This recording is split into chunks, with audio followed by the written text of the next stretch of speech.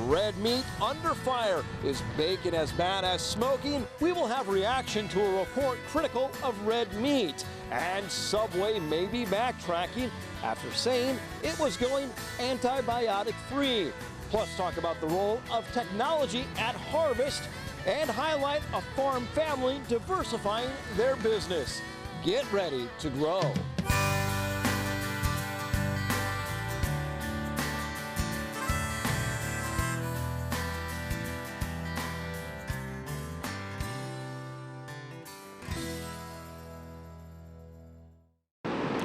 Red meat under attack. Some say bacon is as bad as tobacco. Bacon, hot dogs, lunch meat, all now classified in the same category as cigarettes and asbestos. The World Health Organization says they can cause cancer. And while it's in the same category as tobacco, it's been pointed out that doesn't mean processed meat carries the same risk. According to the report, out of 8 million cancer deaths, only 34,000 could be attributed to diets high in processed meat.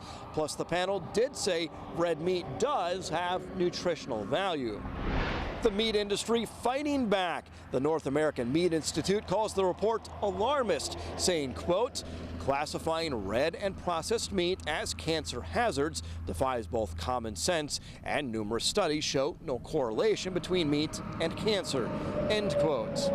The group says if you're going to give up meat, you also need to stop drinking coffee and stop sitting by windows, which can also cause cancer.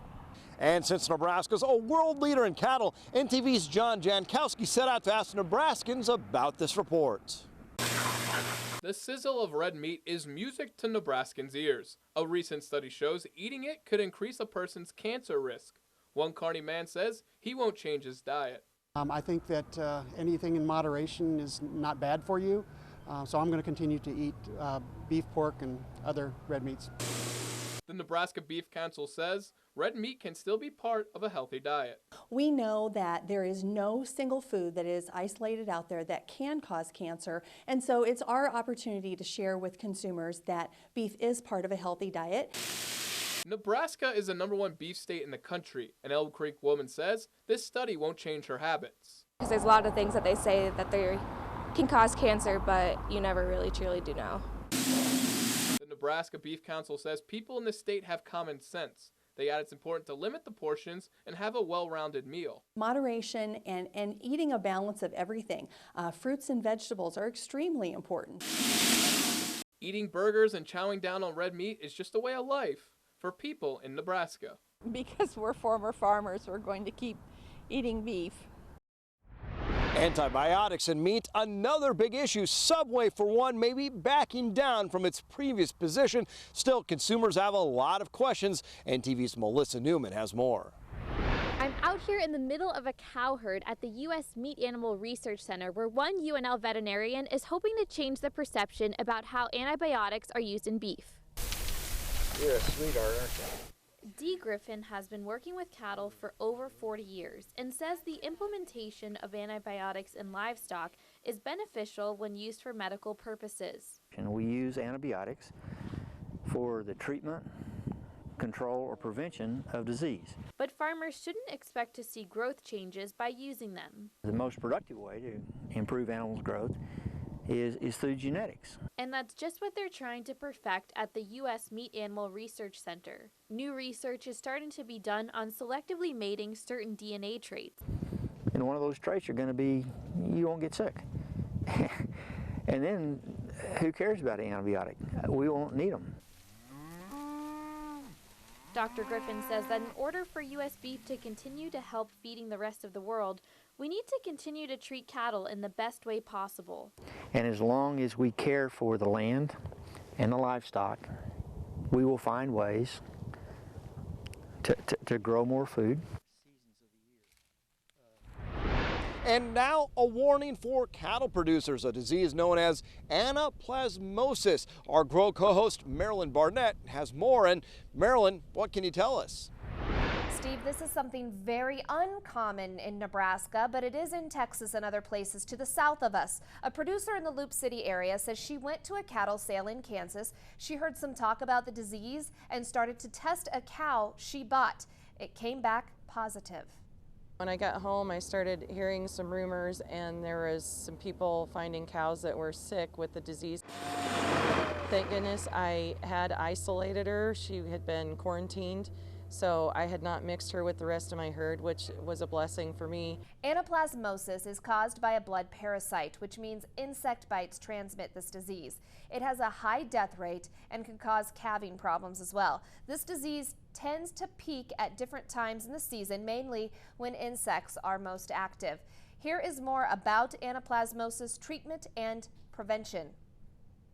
Serious effects occur in the older cattle. Now, you control has been really difficult. We have yet to come up with an effective vaccine. The best systems today are isolation, and the other one, which is an effective treatment, is the use of an antibiotic called chlortetracycline that we can use in a mineral during the vector season in which the insects can transmit this within a herd. One thing to be wary of is the chance of buying cattle which could be carriers of the disease. The main thing is awareness and the power of producers helping each other, especially through word of mouth. There was a lot of people that went to the sale that bought cattle that didn't know, and it's kind of spread through word of mouth, and it's good to let your other friends know, hey, this is what's going on, so they know they can either treat it or check their cows, or when they got them home, you know, they need to know if they mixed them with something else, we need to check those and make sure we're not contaminating our herd. And if you want more information, you can always go to our website, NTV's Grow. Steve, back to you. A virus reported in Nebraska has killed a horse in Wyoming. Authorities are blaming vesicular stomatitis. Cases have been confirmed in Arizona, Colorado, Nebraska, New Mexico, South Dakota, Texas, and Utah. 6 states still have places under quarantine, including Nebraska. The viral disease is contagious and can spread to cattle, swine, goats, sheep, horses, even llamas. Live tweeting from the combine, just one way technology has changed during harvest. But farmers are also producing a lot more than corn. They're producing a lot of data. Here's more. Sun up to, maybe a couple hours past sundown. Long days are just about over for another season. Harvest is winding down. Our yields have been outstanding. Farmers like Ryan Weeks have grown accustomed to yield numbers on the fly. Today's farm machines track more information than ever before. We've got an app now that we use on our grain cart. We track every single pound that goes out of this field, what truck it goes on, which bin it goes to, or which elevator it goes to. Software produces maps showing farmers where and what to plant, along with how much to irrigate and fertilize. Trying to maximize our production on every acre. One thing they produce a lot of is data, and that's worth something to egg companies who can pull it all together. It's valuable to your seed corn companies, your chemical companies. It's valuable to the government and their reporting processes. I mean, it's valuable to everybody within the industry of agriculture. Farmers like Weeks increasingly want to have a say in how the data they generate gets used, and they think companies will be willing to pay them for it. It's another sign of how technology and agriculture collide. We're constantly surrounded by technology. My dad's even on Facebook now, which is a little different. There's time to study the numbers later. For now, farmers focus on finishing harvest. Reap the benefits of what we've done all year. So yeah, it's good to see it come to a close, and it's been a really good harvest this year. 2 Nebraska farm families recognized by the White House.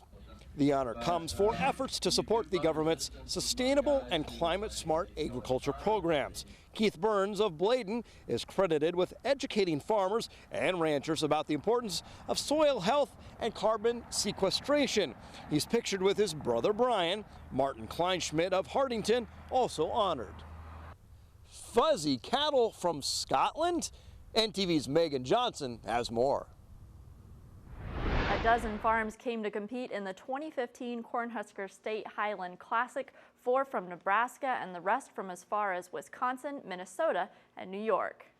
Eddie Mackay wears a touch of home as he shows the cattle raised on his Michigan farm. Spent my young life working as a farmer in Scotland so I could afford to become an engineer. And then I spent the rest of my life working as an engineer in America so I could afford to become a farmer. Mackay chose to breed Highlands, the long-haired cattle also native of Scotland, and takes them to a half-dozen shows each year, including the Cornhusker Classic in Nebraska. It's a special event to come out and participate in this show in York. That's because his friend, Dr. David Demuth, a family physician in York who raised his own Highlands, started the Nebraska show in 2007.